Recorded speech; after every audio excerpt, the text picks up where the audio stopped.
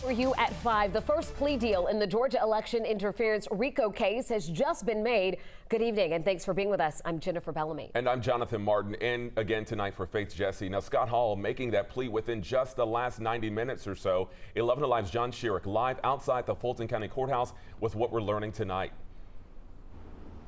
Jonathan and Jennifer, this was the part of this broad racketeering case, this far-reaching racketeering case that centered in Coffee County in South Georgia, far away from Fulton County. Scott Hall and others were accused in the indictment of gaining access to the elections office in Coffee County and somehow breaching secure election data, somehow being able to get into the voting machines to see proprietary data that, according to the charges, he probably would have tried to use to breach other voting machines across the state to see if the voting machines were somehow flipping votes to make Biden the winner.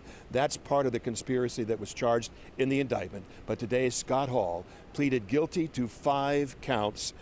The counts: conspiracy to commit intentional interference with performance of election duties. Scott Hall was sentenced to $5,000 in fines, to 5 years on probation. He's going to write a letter of apology to the voters. He's agreed to testify against other defendants, of course 18 other defendants, including former President Donald Trump. There's a chance he may then show up at the trial of Sidney Powell, former President Trump's former attorney, as she goes to trial later in October. So Scott Hall, the first of the 19 defendants to make a plea deal and plead guilty.